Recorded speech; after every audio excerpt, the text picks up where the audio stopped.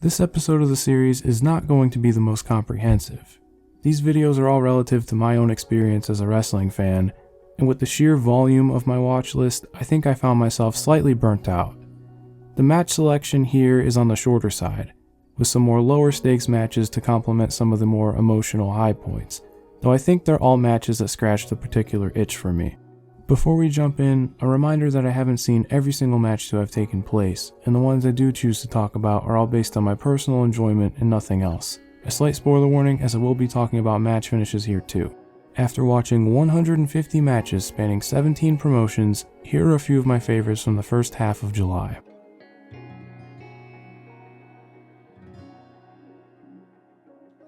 Starting off in Arena Mexico with something that would act up as a build-up tag, but one that I just had a ton of fun with.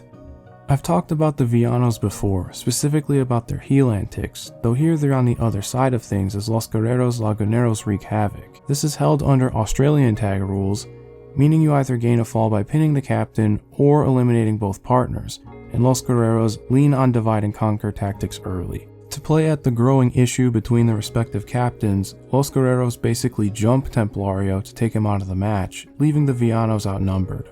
The Villanos bump like crazy in a very brief fall, but you get the feeling that the momentum will eventually shift.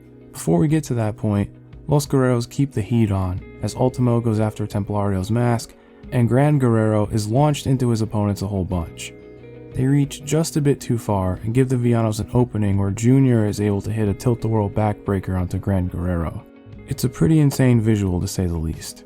This is timed perfectly as Templario explodes into his own comeback, and as I've expressed in previous videos, there's just something about a luchador flying around with their mask torn that is just cool as hell. In the grand scheme, this match serves its purpose to build to a singles meeting between Ultimo Guerrero and Templario, though the Villanos stole the show here in my opinion. They're incredibly endearing and hit some jaw-dropping offense as they secure the second fall and explode into the final frame. Out of a chaotic sequence of dives, Ultimo hits Templario with a pop-up low blow to steal the victory. For a 10-minute match, there's so much to like here. Everyone is able to shine, and I think it makes for a great companion piece if you go out of your way for the Ultimo Guerrero Templario match that took place the following week.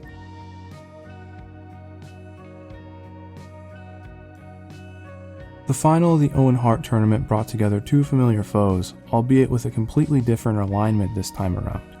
Every time Bryan Danielson and Hangman Page have met, the stakes have been high, and with the winner facing Swerve in the main event of All In, the personal motivations of each man are brought to the forefront, making this feel just as important as their world title matches. There is an overwhelming sense of urgency here. Bryan is wrestling this tournament as if there is no tomorrow, and Hangman will take any measure in order to fulfill his lust for vengeance. This is made clear to us immediately, as in the first lockup, Hangman dumps Bryan on his heavily taped up neck and shoulders. It seems like an ordinary exchange, until he does it multiple times. Bryan is taken back by this, while Hangman remains unfazed. I think they get so much out of the opening exchange of this match, especially to stress how far Hangman has fallen. Bryan tries to catch him with his guard down from a clean break, causing Hangman to snap. The initial targeting of Bryan's bad neck felt strategic, but as he begins wailing on the bandaged area, all of that malice is brought to the surface.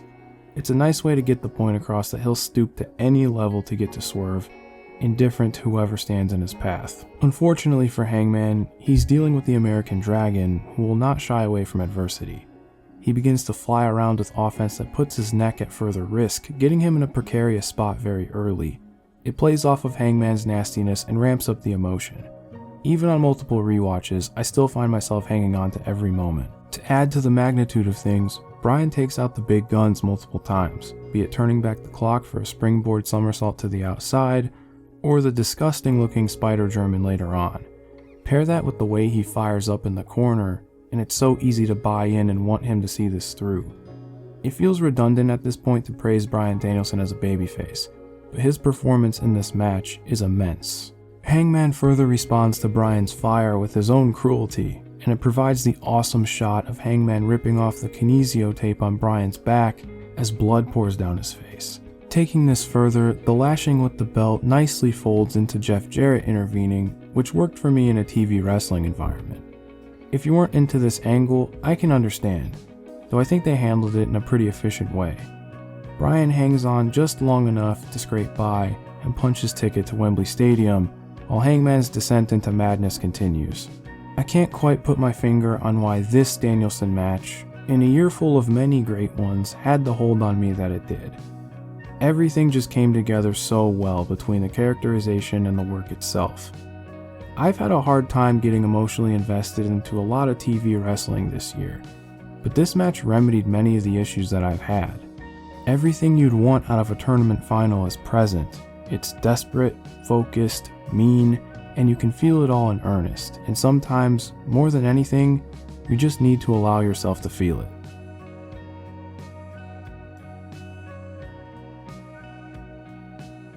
With the open secret of the Motor City Machine Guns signing to a mainstream promotion, the scheduled singles match between the two in Prestige Wrestling carried an added sentiment, as it could very well be the last time they face off. This match is built around the idea that, even after 20 years of tagging together and wrestling each other, there is still very little to separate the two. Their strengths are at the forefront, as the two go hold for hold, grappling at a blistering pace. There's a certain level of respect upheld, though it still feels very competitive. They stay at that set pace for the match's entirety, finding a nice medium of keeping the wrestling incredibly fluid while getting across that any given hold could realistically end the match. It never feels like they're going through the motions. The closest that they get to deviating from the mat work is teasing the shell shock and cradle shock respectively, but neither man can pull them off. In this situation, it makes perfect sense. These two are so close that their biggest threats would be obvious. It would have to come down to something much more spontaneous to make the difference. Lo and behold, Chris Sabin is only able to win with a flash pin, and while he was the better man on the day, I appreciate that the win was not as decisive as it could have been. I'd like to think that these two went out and had the type of match that they wanted to have, and the result was something we don't see a lot of in the current landscape. They kept it within their style, but it never feels restrained, making the 15 minutes fly by.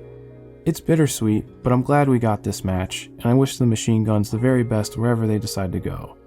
You can find this one for free on YouTube, and while you're at it, stick around for the Timothy Thatcher-Roderick Strong match later in the night.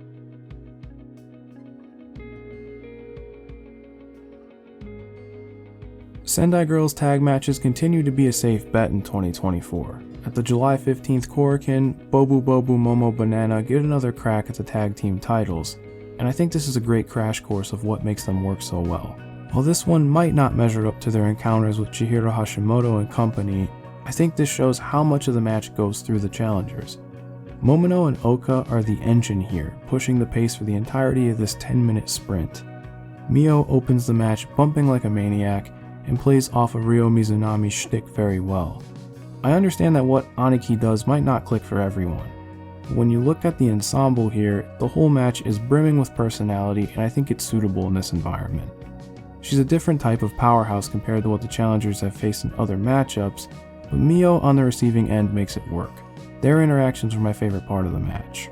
The youngsters on each side get a lengthy exchange out of a hot tag, and I think these situations are very beneficial to their development. Manami felt a bit like the odd woman out the last time she appeared on the channel, but you can see her beginning to come into her own while Oka continues to impress. It was deliberate to have them involved in the finish, and they didn't let that moment pass them by. Oka's greatest weapon is her speed, and she's able to work around Manami's much more direct approach, winning the tag titles with a magistral pin. At this point of the 2024 project, every now and then I just need something with the fun and infectious energy that a match like this brings. This delivered in that regard, and with Momono and Oka as champions, it's safe to assume there's more of these to come. And before I go, here are some honorable mentions. Hangman Page and Bryan Danielson's previous Owen Hart tournament matches. There's a lot to like between the Dynamite matches from July 3rd as well as Hangman vs Jay White on Collision. The final between the two was the clear highlight, though the stops along the way are worth your time as well. Big Hug, Flamita, and KZ vs Paradox and Z-Brats from Dragon Gate, July 5th. Another fun multi-man tag in Korakuen as Jackie and KZ find themselves teaming again after all the drama from the cage a few months ago. The Scenic City Invitational from July 12th and 13th. There's a handful of really good stuff from this year's tournament. A great brawl between Tank and Mad Dog Connolly, a very good Priest and Manders match ahead of their impending title match, and the matter of Daniel Makabe's final match. Makabe vs. Ku is fantastic, though given that I'm very new to Dan's work, I just don't think I personally could have done it justice, but I still encourage anyone to seek it out. Io Sky vs Utami Hayashishita from Marigold, July 13th. This didn't connect with me like it did for a lot of people, though I still had fun with it for what it was. Io felt like the biggest deal in the world as she made her return to Japan, and that made for a spectacle in and of itself. And last but not least, Kenoh vs Yuji Nagata from Noah, July 13th. The big Noah pay-per-view didn't do too much for me, but I thought this was a sleeper hit. Blue Justice and Kenoh have a bit of an ass kicker that doesn't overstay its welcome. And that is it from me. If you got this far into the video, thank you so much for your time and for hearing what I had to say. Be sure to do all the obligatory YouTube stuff by liking and subscribing, and check out the new shorts that have been added to the channel. It's something I've wanted to dabble into for a while, and I started by briefly revisiting all of Bryan Danielson's AEW pay-per-view matches.